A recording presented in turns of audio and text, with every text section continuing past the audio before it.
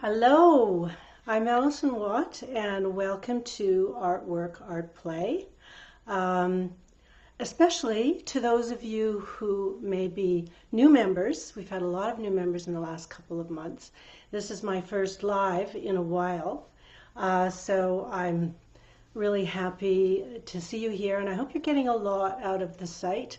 My goal is always to give you a space on Artwork Art Play to feel supported and to communicate with each other and share all kinds of questions and answers and inspiration. And I also just generally want to make sure that you get out of both my teaching and the Artwork Art Play page ways to make your painting easier, because the easier it is, the more success we have, and the more we paint and the more success we have. It's kind of circular. So to me it's very, very important to help give you not just the mindset, but also tools and techniques. So which brings us to today's live, which is on glazing, specifically the power of glazing. So glazing is kind of a core art technique, and it's important in not only acrylics, but in watercolor and in oils. I think it's especially important in acrylic because acrylic as a medium is kind of flat, and it really helps if we can find ways to create depth in our acrylic paintings and interesting and beautiful surfaces, because acrylic, for instance, doesn't bring the luster to the surface that oil does just naturally. So what I want to do first is I want to talk to you about the materials that I use for glazing, and then I'm going to just run through a few kind of simple ways that we can use glazing. So just to kind of briefly describe them before I start my actual hands-on work, the kind of core uses that we can put glazing to are to unify areas, to intensify color, or change, for instance, color temperature, make it cooler or warmer. So just maybe I should identify or define what glazing is before we go any further. It's a very, very thin layer of paint. Think of it almost like a kind of a layer of cellophane that you drop on top of the under painting. So it requires a dry surface underneath, and some paints work much better for glazing than others. So I'm going to turn my camera around and we'll talk about materials. So probably the easiest thing to glaze with an acrylic are these fluid acrylics. So they are naturally thinner than the heavy body acrylics, and yet they still have quite a bit of intensity. So they've got lots of pigment loading, and you know, if it's an artist's quality paint, then you'll get even more pigment loading. That's one of the main differences between artist and student quality paints. I have a video on my YouTube channel which is all about the different kind of formulae of acrylics. So you might want to take a look at that if you're not quite clear on the different, difference between heavy body, fluid, high flow, etc. So this is actually one of my very favorite glazing colors, and I'm going to show you how that works in a minute.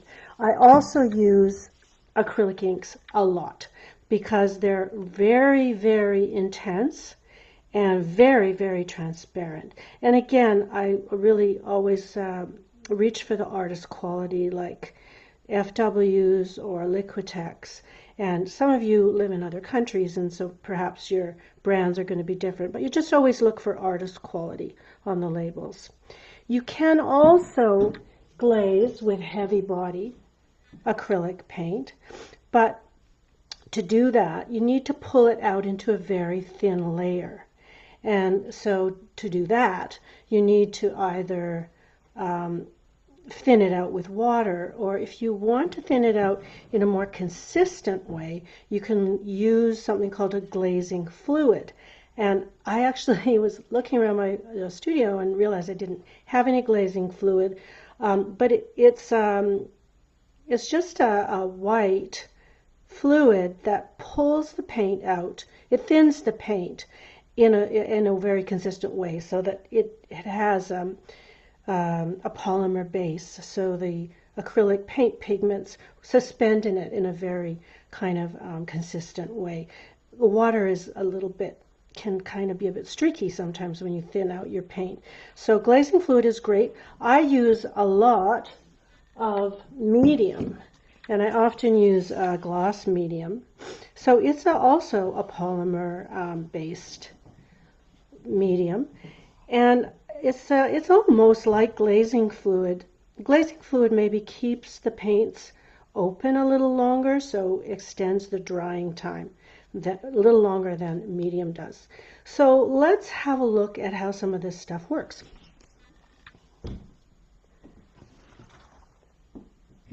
So the painting I was standing in front of when we opened the video was an underwater painting. You can see these on my website.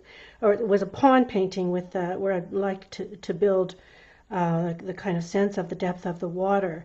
And the way that I did that is through many layers of glazing, transparent layers. And you don't even need very sophisticated tools for that. This is just a cheap foam roller from a paint store. And I'm going to take this. This is a piece of gessoed 140-pound watercolor paper. It had some other things under it, so there's a few marks under it, but I don't really mind that because I think it helps to create an interesting surface. So I'm going to, just on this piece of wax paper, throw one of my favorite glazing colors. As I mentioned before, I really love the Nicolazo Gold or Quinacridone Gold. I'm actually going to just thin it down even a little more with some water. It's already pretty thin because it's a fluid formula. And I'm just going to start distributing it on the roller. You can see how transparent that is. So some colors lend themselves more to glazing right from the get-go because they're very, very transparent colors. And Nicolazo Gold is one of them, Quinacridone Gold. The quinacridones are modern chemical colors, and they're all very, very transparent. So you can see that's the first layer. And I'm not really worried that it's not completely evenly distributed.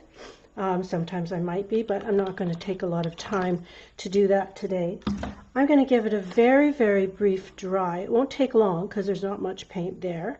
And then I'll be back and we'll try another glazing color on top of it. Okay, so now let's try, on that kind of theme of creating the sense of water, we'll move into greens and blues. So how about phthalo blue? This is also a very transparent color. I'm just going to put it directly right on here now. And this time I'll maybe use a brush. The brush has got a little bit of water in it. You can see how intense that phthalo is.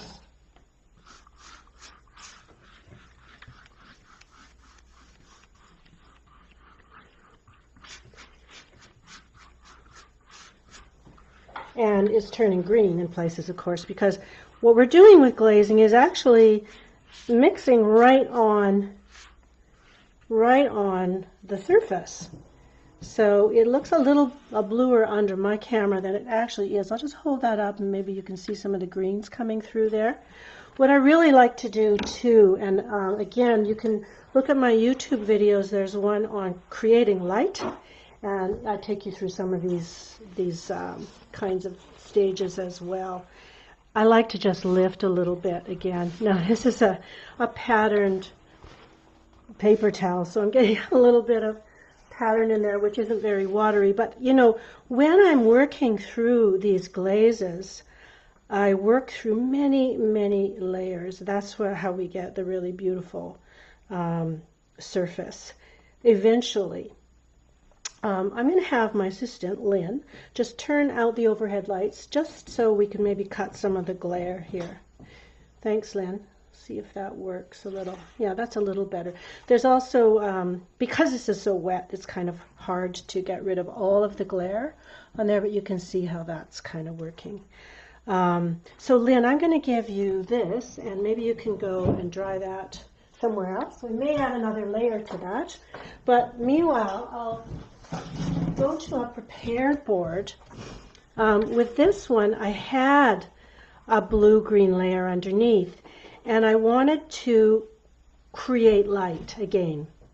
Again, this is in my creating light video. And to do that, I added some opaque paint, which I just laid on a piece of wax paper and pushed down in a kind of monoprint transfer technique. And again, you can see that in that creating light video. But I also needed to bring the blue-green underpainting up a little bit, bring more light into it, because for glazing, if you're putting, say, if I put a quinacridone gold over that blue-green, it wouldn't have any effect because there's not enough light underneath.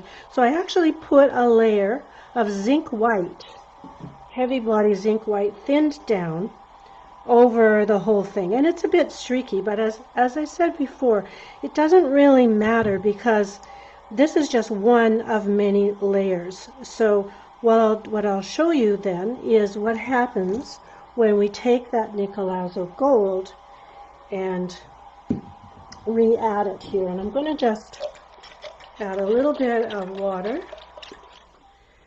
and let's just get some on here.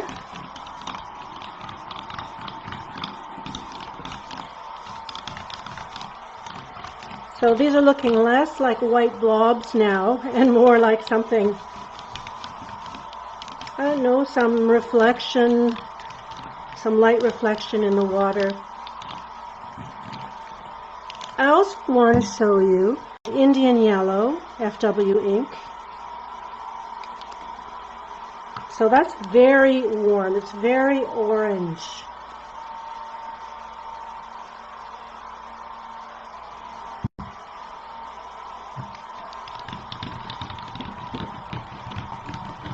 Very, very transparent.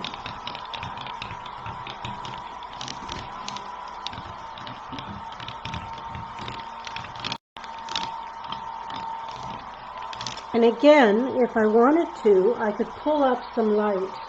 I'm going to get a smoother towel for that.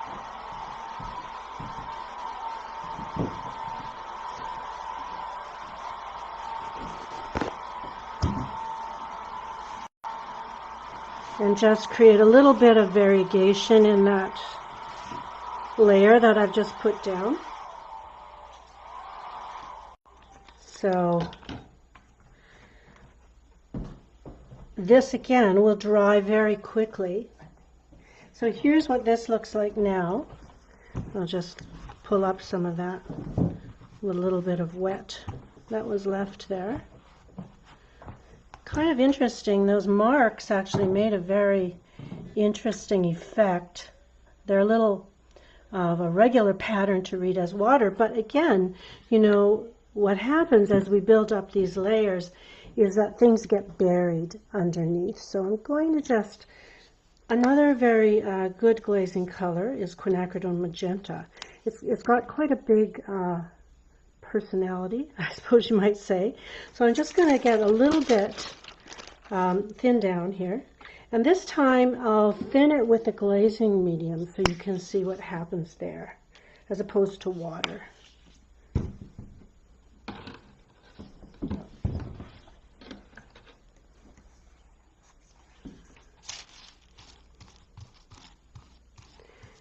So I'm really thinning that down. You know, as I said, the fluid formula are already pretty thin, not as thin as the inks, but as I pull that over, you can still see, because we're glazing, because this is a really, really thin layer of paint, you can still see what's underneath. So what I've done here is I've created a warm layer. I've changed the temperature of my painting. I've moved it from cool to warm. So that is one of the things that glazing can do for us. It can change the temperature of our surface. And that becomes important, especially if we want to push things back and pull things forward. So let's talk about that a little bit more, because I have a landscape that I can demonstrate using glazing to bring layers of land forward and push layers of land back.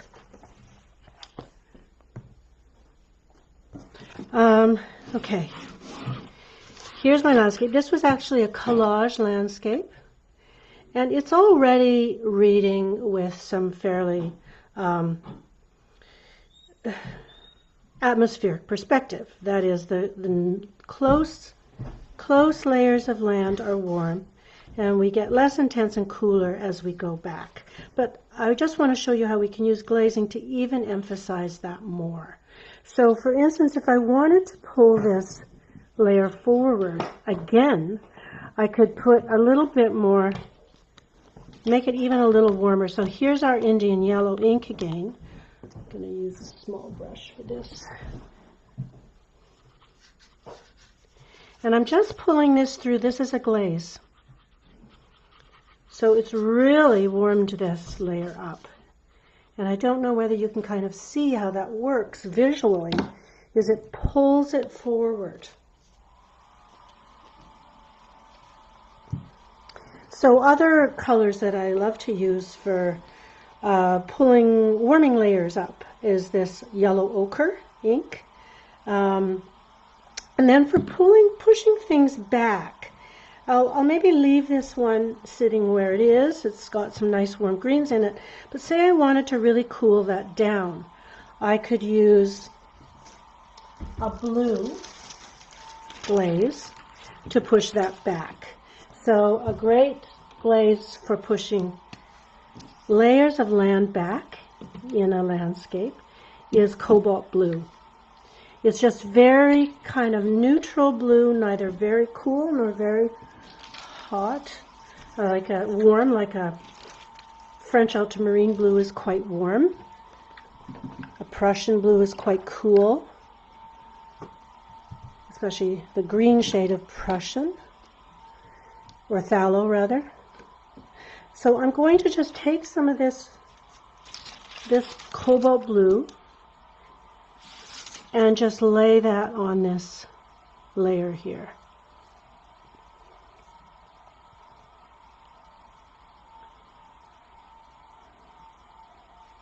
So this is atmospheric perspective, which sounds simple, but it's kind of tricky to actually put into practice, but it's very important, even in abstract landscapes. If we want the landscape to sit in the right plane, so that our eye doesn't kind of trip over it and wonder what's going on. That's not supposed to be there. We can use aerial or atmospheric perspective and make it work for us. So as layers of land recede, they become cooler and less saturated. So we're always working with both of those things to put things into perspective in landscape. So this now is really, I think it's really pushed that back, separated it away from this layer. And this has pulled this even closer. The bright Indian yellow that we put on there has pulled it even closer towards us. So pretty nifty. Okay, I want to show you now another way that I use glazing often. Some of you may have heard me talk about creative destruction. It's, I thought I made that term up, but now I find out that it's a term used in economics. Anyway, I think it's much more interesting to talk about it in terms of art. So what I like to do is, when I'm really stuck on a piece and I don't know where to go with it, and sometimes this comes up on Artwork, Art Play, and one of us will say, take a bold move. That's kind of creative destruction. Just do something dramatic to your piece to kind of change the way you're looking at it so you can see it in a new way. So one of the things that I really like to do is to put some drawing gum. This is one of my favorite materials. This is PBO drawing gum. It's very thin and it's kind of tinted a little bit blue. So I'll just show you what it looks like here. And you use just your worst rotten brushes on it because it destroys brushes. This one's extremely stiff. And you can just paint it on to a surface. It dries very fast, and it's basically just a masking fluid. So it protects whatever's underneath there. If you lay paint on top of it, it will be completely protected. So let's get this out of the way, our cobalt blue. And I really love to use inks for this. I'm just going to pick this up, the ones that I just put down, because I don't want to wait for them to dry. So what the ink will do now is kind of unify all these areas that look very, very different. So I'm going to put some ink down on here. One of my favorite colors in these inks is Antelope Brown. It's a neutral. There's a lot of pure color in here, so I think a neutral on top will be quite fun. So when you're glazing, what you want to think about is what's going to happen as you put that color on. What's going to happen to everything underneath? It's nice to just think about that for a couple minutes before you do it, so you don't, unless you really want to surprise yourself, because the glaze is going to interact differently with different things, different colors underneath. Say I put a yellow glaze over a painting, it's going to interact, say, with greens, or blues rather, to make greens, but if it lies over purples, it'll make a neutral. So sometimes I think about it, sometimes I like to be surprised. So this is kind of optical color mixing, basically. Color mixing right on the page. I'm just going to lift a little up because I always like to see the light coming through there. So now that's got some drawing gum on it. And so when this dries, we're going to pull the drawing gum up and see what we get. And why I like to do this on paintings I'm kind of stuck on is that it creates kind of unexpected surprises, and I always love that. And sometimes it helps me find a new way into the painting. So let's have a look at this one now. The other thing that glazing does is it can unify areas. So, maybe there's areas that quite often when we're working in abstract with a lot of different materials, we get these very active surfaces, like this, for instance. And we love these because they're so much fun and we can see all of the wonderful steps that we took along the way. But sometimes we really want to calm some areas down. And really what we need to do often with these is add opaques. But a good first step is to work with a transparent. And that can maybe edge you towards letting go of some of the stuff that's underneath. So I'm going to actually work on this one, then I'll go back to this one, because we'll let this dry too. Thanks, Lynn. Why don't we use, again, the quinacridone magenta, and this will also show you what I was talking about before, how the paint will interact differently. The glaze interacts differently with what's underneath, depending on what color it is. So there's the pink lying over that blue wedge, which is now turned purple. I'm kind of trying to use the same visual language I've got in here. So I'm kind of pushing some stuff, tying it together. I won't say I'm pushing it back because the pink is quite cool, so it's not exactly pushing it back like, say, a blue would. Let's try the blue on the other half. Here's our cobalt blue, just for fun. So we still see what's underneath there, but it's a little less busy and active than it was before. So that's another thing that glazing can do. It can create kind of unified areas while you're kind of on the steps towards losing some of the activity that you've got underneath. So, but as I said, often what we want to do is, eventually what we need to do is add some opaques to really calm some of that activity down, as much as we love it, because otherwise we have what's more like a decorated surface, like a fabric or a wallpaper or something like that. So this is one of the tools that you can use when you're starting to create structure on these very active decorative surfaces. And I just used the pink here and the blue here, even though it's all one piece, just to show you the different effects of using those two glazes. But the characteristic of the glaze is that you still see what's underneath. And that's also the beautiful thing about glazing, is this very delicate layer. Okay, creative destruction.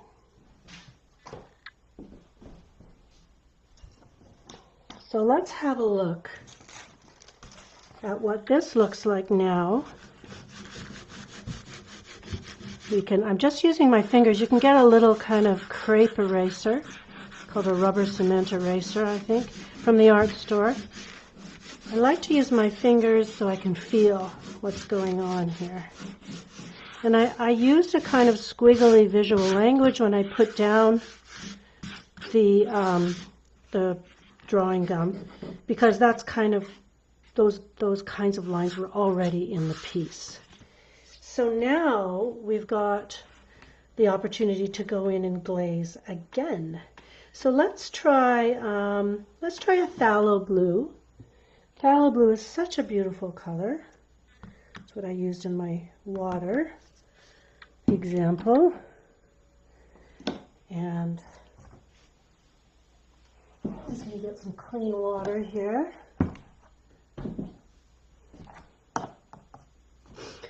And then again, as we pull the paint over, it's going to interact differently, in different ways, with different things that are lying underneath it. And it's doing what we did in the last example too. It's unifying, pulling some areas together. So I always like to go back in and interact again, as I have done already in this demo, and just pull up some light too. So I really love these sort of clear blue pieces that we have now, which were basically almost white underneath from where I laid down the drawing gum. So that's getting kind of more interesting, and probably my next step after this would be to do some mark making on it, and then start to introduce some opaque again, and probably try to get some light back, try to, as I've moved through the layers, try to feel where maybe some structure and focal points are emerging. I really like this section here. Often, the most dynamic parts of the piece are where we get our big value changes. The darkest darks pushed up against the lightest light. So I really love this piece here. And as I've talked about in some of my other videos, like my layering video, also on YouTube.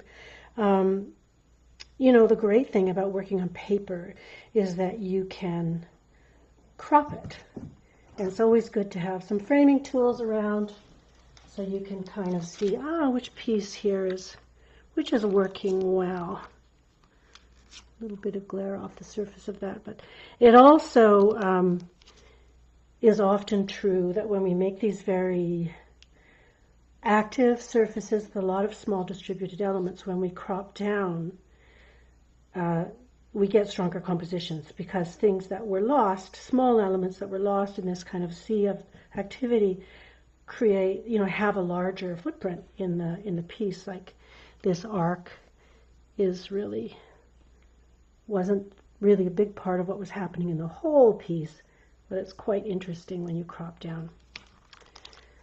Okay, so I could lay another layer. Maybe let's just explore one more color or one more idea.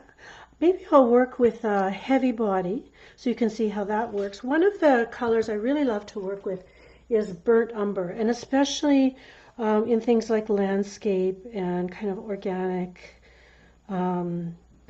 forms, because burnt umber can, especially when it's interacting with some of these really kind of chemical strong acrylic colors like the phthalo, if you add a bit of burnt umber to it, it really makes it very organic looking. So sometimes what I like to do is rub burnt umber on a surface. So I'll just grab my burnt umber, and that's what we'll do on this one. Now this is heavy body, remember, so I want to thin it down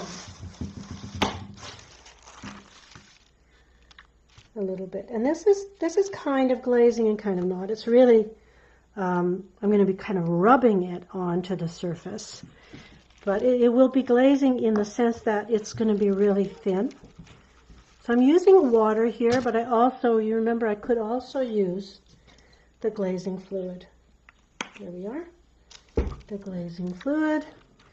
And it's not glazing fluid, it's medium actually, but it is very much like glazing fluid.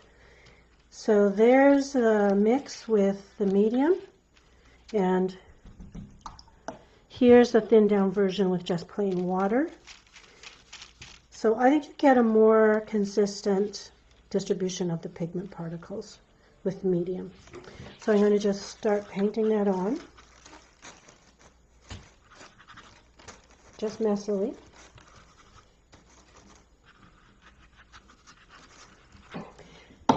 And then I'll actually just rub it in. So we get a very thin layer of umber. And it's really beautiful when it hits some of these pure, like the greens and blues. Especially, it's quite a warm neutral, so it doesn't do a lot when it hits the warm colors, but when it hits cool colors, it makes really interesting neutrals. So let's, maybe I'll also use it on my watery dough. Here, we'll just rub a little bit on there, maybe in this corner here, so you can see how that works. Just picking it up directly with a paper towel.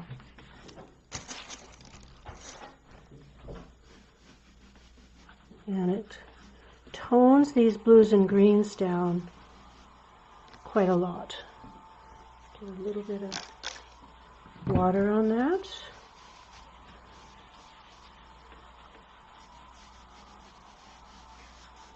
So anyway, that's one of my favorite colors. If I really feel like I want a kind of more organic look for blues and greens. So I'll often use phthalo blue, phthalo green, a touch of umber, and a touch of white. And that creates all kinds of beautiful turquoises and blues and greens, but that aren't really that sort of harsh chemical color that we get from the pure phthalos. So these layers here are many, many layers of glazing. So this is a place where I actually pressed some white opaque paint onto the canvas, because I wanted to create light again. And to me, it reads a little bit like maybe clouds reflected on the surface of the water, but of course it's water. So I glazed with greens and blues again to kind of bring it back into the surface of the water. And what I've been doing with these water paintings is really exploring the kind of different realms of water. For instance, there's the underwater, where you can sometimes see down into it, the things that are growing up through the water, for instance. And that happens kind of up in this area here. If you actually get a chance to see the real painting, there's a bit of glare off it. And then there's the surface of the water, where you get the reflection of the environment, either, the things that are leaning over the water or the sky. And then there's solid things that can actually lay on the surface of the water, like these leaves that are kind of, I can imagine these as scattered fallen leaves. And then there's the things that come through the water into the realm of the air. So that's kind of what I was playing with in my mind. I've done a series of these, but I could not have done them without the power of glazing. So I hope that you find this useful and that you can take some of these pieces into your own practice and have fun.